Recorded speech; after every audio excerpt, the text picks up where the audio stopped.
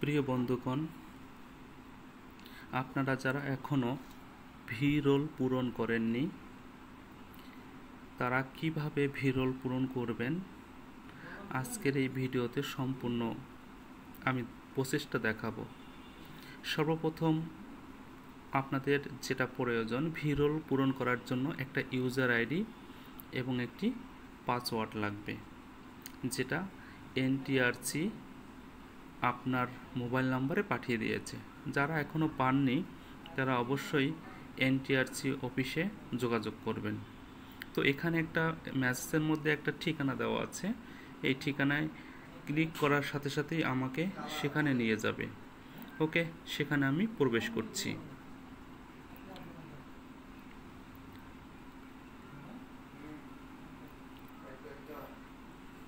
এখানে আমার যে ইউজার আইডিটা মেসেজের মধ্যে ছিল সেখানে আমি ইউজার আইডি ওখানে বসাবো এবং পাসওয়ার্ডটি বসাবো, এবং তারপরে আমি সাইন ইনে ক্লিক করে প্রবেশ করব। ওকে, আমার এখানে সেভ ছিল, আমি সাইন ইনে প্রবেশ করি। সাইন ইনে প্রবেশ করার পর এখানে একটা টিক চিহ্ন আছে, এটার উপরে ক্লিক করলেই অলরেডি আমি চলে যাব। যারা নতুন আবেদন করবেন এখানে দেখেন নিউ অ্যাপ্লিকেশন, এই নিউ অ্যাপ্লিকেশনে প্রবেশ করলেই আপনার এরকম একটা পেজে নিয়ে যাবে। যদিও আমি পূর্বেই এটি পূরণ করে রেখেছিলাম, তাই আমি এইখানে বাম পাশে প্লাস চিহ্ন রয়েছে, এইখানে এডিটে ক্লিক করব। আপনারা দেখেন এই প্লাস চিহ্নটা ক্লিক করার পর নিচে এডিট আছে, আমি এটা এডিট করার জন্য ভিতরে প্রবেশ করব। তো আপনারা যারা নিউ অ্যাপ্লিকেশনে ক্লিক করবেন এরকম একটা ফর্ম চলে আসবে। এই ফর্মটা ফিল আপ করতে হবে, কিভাবে কোন জায়গায় কোন তথ্য দিতে হবে আমি সম্পূর্ণ প্রসেসটি দেখাচ্ছি। সর্বপ্রথম আপনি যে কাজটা করবেন, আপনি এখানে একটা ছবি ব্রাউজিং করবেন। সেটা এই যে ব্রাউজিংয়ে ক্লিক করলেই আপনার ফোনে থাকা বা আপনার ল্যাপটপে থাকা যে ছবিটা আছে সেই ছবিটা এখানে দিয়ে দেবেন। ছবিটার সাইজ হবে এই যে নিচেই লেখা আছে 300x300, মানে উচ্চতা 300 মেগাপিক্সেল এবং ওয়াইডও 300। তারপর এই যে মন্ত্রণালয় বিভাগ কর্তৃক এটা পূরণ করা থাকবে, প্রতিষ্ঠানের নাম এটাও পূরণ করা থাকবে। এরপর যেটা পদের নাম, এটা আপনার যে পদে আপনি শিক্ষক হয়েছেন সেই পদটা পূরণ করবেন।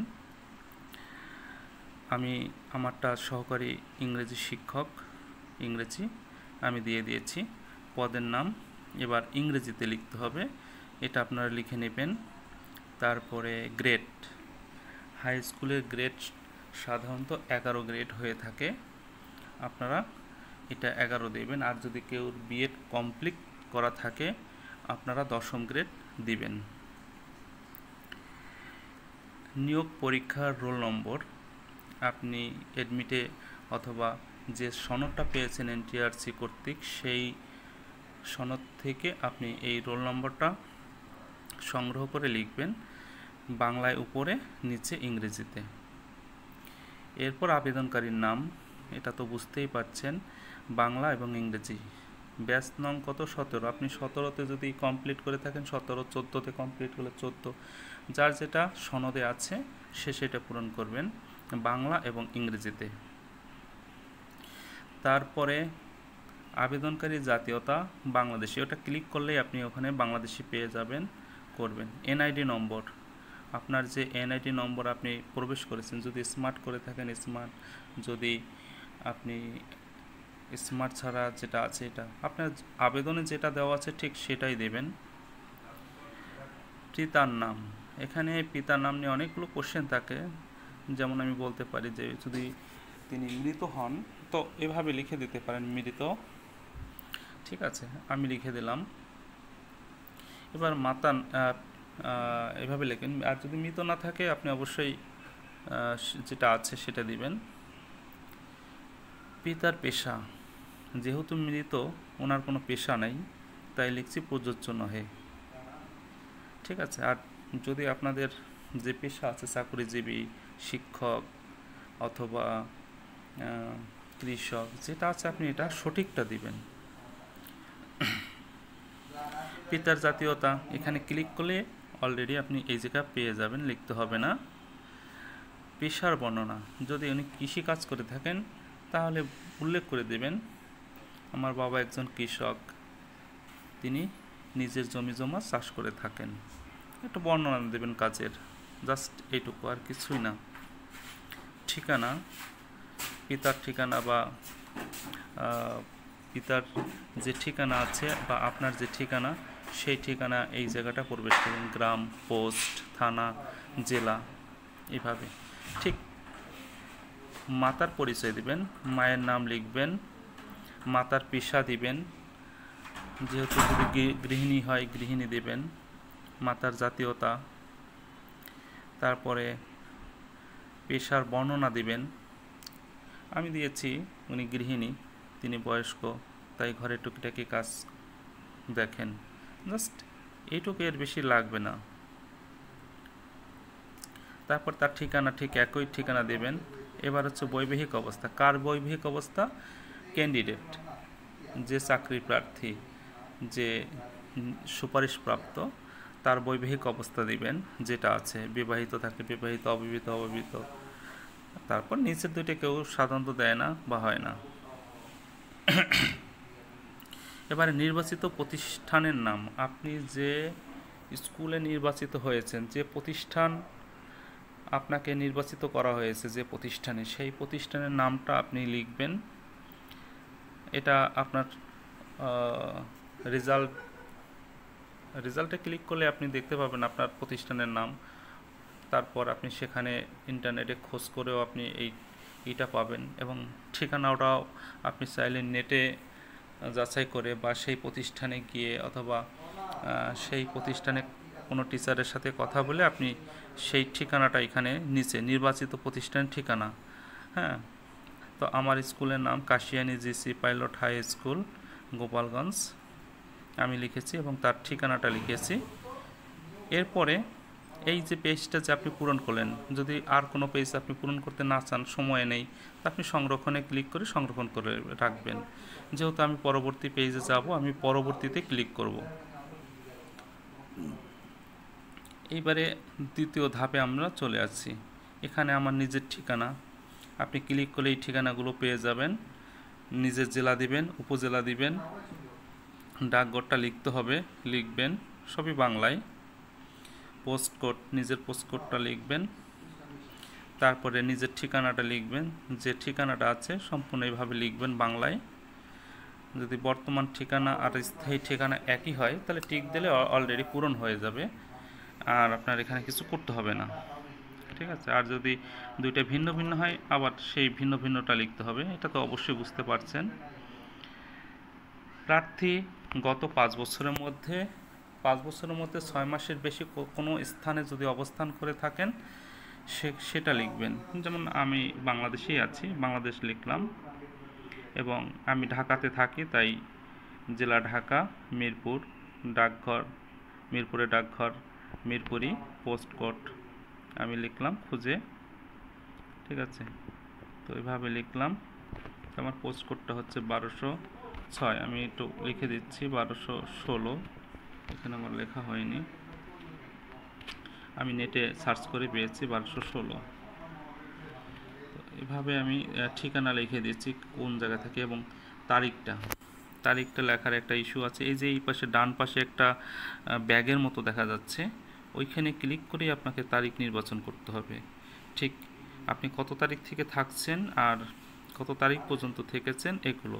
আর তারও যদি অতিরিক্ত আপনি থেকে থাকেন তাহলে প্লাস, কয়েকটা বাসায় থাকলে সেটাও তথ্য আপনি দিতে পারেন, আর না দিলেও অসুবিধা নেই। এইভাবে আপনি দ্বিতীয় পেজে সংরক্ষণ করুন, এখানে ক্লিক করেও আপনি সংরক্ষণ করে রাখতে পারেন, পরে এডিট করা যাবে। আমি পরবর্তী পেজে যাব, তাই পরবর্তী এইখানে ক্লিক করব। তো এখানে যেটা করবেন, জন্ম তারিখ আপনার মাধ্যমিক স্কুল সার্টিফিকেট অনুযায়ী দেবেন, এখানে কোনো ভুল জন্ম তারিখ দিবেন না। তারপরে আপনি যেখানে জন্মগ্রহণ করেছেন সেই ঠিকানাটা এখানে দেবেন, জেলা, উপজেলা, ঠিক আছে।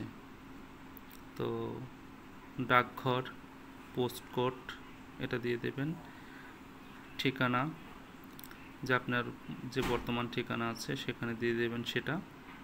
এবার শিক্ষাগত যোগ্যতা একটা গুরুত্বপূর্ণ বিষয়। তো প্রথমে আপনি কোন শিক্ষাগত যোগ্যতাটা দিবেন একটা দেওয়া থাকবে, আপনি ক্লিক করলেই এভাবে শিক্ষার স্তর মাধ্যমিক সর্বনিম্ন থেকে শুরু করবেন মাধ্যমিক, তারপর যে বোর্ড থেকে পাশ করছেন সেটা দেবেন বোর্ড, রেজিস্ট্রেশন নাম্বার এবং রোল নম্বর যে কোনো একটা দিলেই হবে, এখানে কোনো কিছু উল্লেখ করতে হবে না, এবং প্রতিষ্ঠানের নাম যে প্রতিষ্ঠান থেকে আপনি মাধ্যমিক পাশ করেছেন মানে এসএসসি পাশ করেছেন সেটা দিবেন। সেশন, আসলে এসএসসিতে কোনো সেশন থাকে না, তারপরে আপনি 9-10 এই 2 বছর স্কুলে পড়েছেন সেই সালটা দিয়ে দেবেন।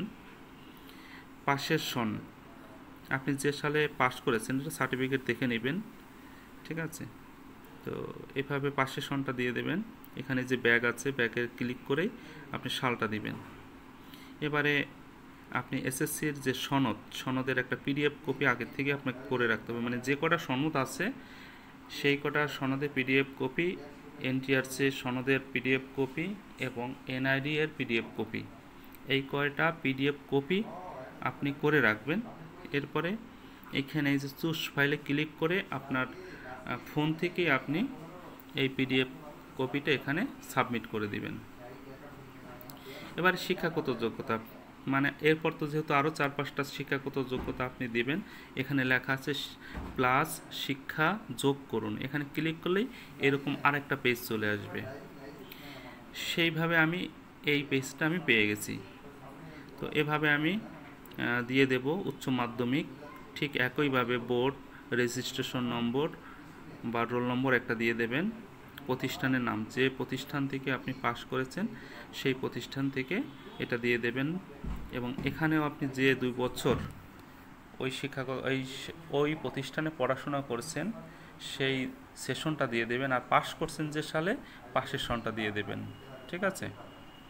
এইভাবে আপনার সনদের যে পিডিএফ কপি এখানে যোগ করে দেবেন। এইভাবে আবার ওই উপরে গিয়ে যেইভাবে উপরে গিয়ে প্লাস শিক্ষা যোগ করুন, ওখানে ক্লিক করলে আবার একটা পেজ চলে আসবে। এইভাবে আমি আর একটা পেজ পেয়ে গেছি। সেই পেজে আমি আমার স্নাতক তথ্য দেব। তো স্নাতক বা সম্মান ক্লিক করলে ওখানে আপনি স্নাতক পেয়ে যাবেন। এরপরে রোল বা রেজিস্ট্রেশন একটা দিয়ে দেবেন, যে প্রতিষ্ঠান থেকে পাশ করছেন সেটাই একইভাবে দেবেন। সেশন, এখানে কোন সেশনে আপনি ভর্তি হয়েছিলেন সেই সেশনটা দিবেন। তারপরে পাশের সন দিবেন, আপনি যে সালে আপনার সার্টিফিকেটে পাশের সন আছে ঠিক সেটা দেবেন। আপনার সার্টিফিকেটে উল্লেখ কিন্তু সনদে উল্লেখ আছে যেটা ওইটাই দেবেন। এখন দেখা যাচ্ছে আপনার 14 সালে পাশ করছেন, আপনার রেজাল্ট পাইছেন 16 সালে, সেটা না, 14 সালেই দিতে হবে। একইভাবে আপনি সনদ পিডিএফ কপি এখানে যোগ করে দেবেন। আবার উপরে গিয়ে যে শিক্ষা যোগ করুন ওখানে ক্লিক করলে আপনি এরকম আরেকটা ফর্ম পাবেন মাস্টার্সের, আপনি এখানে সেই একইভাবে সব তথ্য দিয়ে দেবেন। এইভাবে আপনার পাশের সন, সেশন, প্রতিষ্ঠানের নাম দিয়ে এবারে সনদ ও পিডিএফ কপি দিয়ে দেন, এবং সবার নিচে দেখবেন শিক্ষক নিবন্ধন সনদ যেটা এনটিআরসি আপনাকে দিয়েছে সেটার পিডিএফ কপি এখানে যুক্ত করে দিবেন। এইগুলো আপনার সমস্ত 4টা শিক্ষাগত যোগ্যতার সনদের তথ্য দেওয়া এবং পিডিএফ কপি দেওয়া এবং শিক্ষক নিবন্ধনের সনদ যোগ করা কমপ্লিট। এবারে পরবর্তী পেজে চলে যান। এভাবে আমরা 3টা ধাপ পূরণ করে 4র্থ ধাপে চলে গেছি। তো এখানে যেটা বলছে আপনার একটা দিতে হবে, আপনি পূর্বে কোথাও চাকরি করছেন কিনা, করে থাকলে হ্যাঁ দিলেই আপনার এখানে যে ফর্ম চলে আসবে সেই ফর্মটা পূরণ করুন। আমি দেখাচ্ছি, আমি হ্যাঁ দিয়ে দেখলাম। এখানে প্রতিষ্ঠানের নাম, পদবি, জেলা, উপজেলা, ডাকঘর, পোস্ট, আপনি কোথায় চাকরি করছেন সেই সব তথ্য, ঠিকানা এবং কত তারিখ থেকে কত তারিখ পর্যন্ত আপনি কাজ করছেন, এখনও আছেন কি না, পরিত্যাগের কারণ, আপনি ত্যাগ করছেন কেন, এইসব তথ্য। যেহেতু আমি ওখানে করি নেই আমি না দিয়ে দেব, ঠিক আছে। এইভাবে আপনি সশস্ত্র বাহিনীতে কোনো এখানে পড়বেন, তো না দিয়ে দেবেন যদি না থাকে। মুক্তিযোদ্ধা কোঠা থাকলে হ্যাঁ, নাহলে না। প্রতিবন্ধী কোনো কোঠা থাকলে কোঠা দেবেন, আমার কোনো কোঠা নাই, আমি দেব না।